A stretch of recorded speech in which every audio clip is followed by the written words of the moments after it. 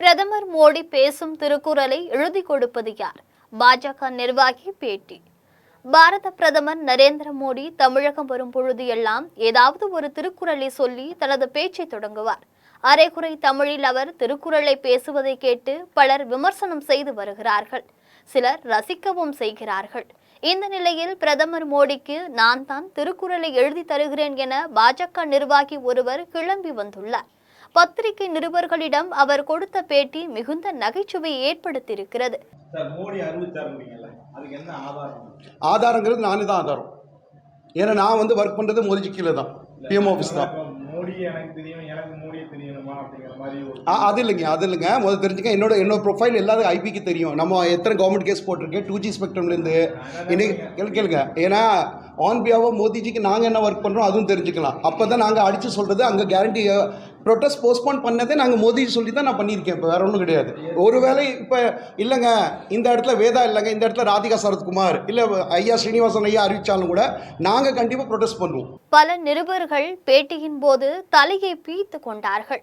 மதுரை மாவட்ட பாரதிய ஜனதா கட்சி விவசாய அணி செயற்குழு உறுப்பினராக இருப்பவர் டாக்டர் வேதா என்கின்ற தாமோதரன். இவர் திடீரென பத்திரிகை நிருபர்களை அழைத்து ஒரு பேட்டி கொடுத்தார். அந்த பேட்டியில் பல தகவல்கள் அவர் பரபரப்புடன் தெரிவித்திருந்தார். ஆனால் அந்த தகவல்கள் அனைத்தும் நகைச்சுவையாகவே பார்க்கப்பட்டது.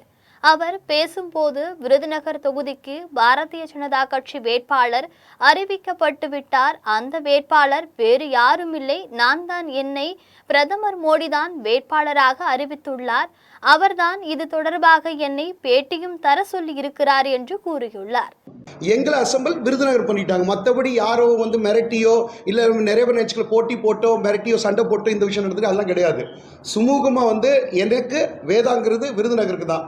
இதுதான் ரியல் ஃபேக்ட். இது சொல்கிறது தான் நாங்கள் இந்த இடத்துக்கு நாங்கள் வந்திருக்கோம். இந்த விஷயத்தில் ப்ராக்டிக்கலாக சொல்கிறேன். நம்ம அண்ணன் அண்ணாமலைஜியோ எனக்கு கேரண்டி தான் கொடுத்தாரு. வேதாஜி உங்களுக்கு தான் தொகுதியில் நாங்கள் யாரும் நாங்கள் போகிற காமிக்கணும் இல்லையா?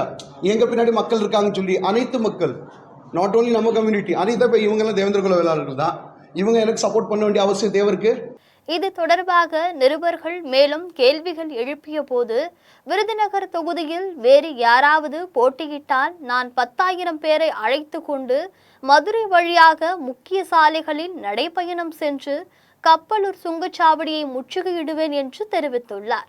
மேலும் பிரதமர் மோடி தமிழகம் வரும் போதெல்லாம் அவருக்கு திருக்குறளை நாங்கள் தான் எழுதி கொடுக்கிறோம் என்றும் கூறியுள்ளார்.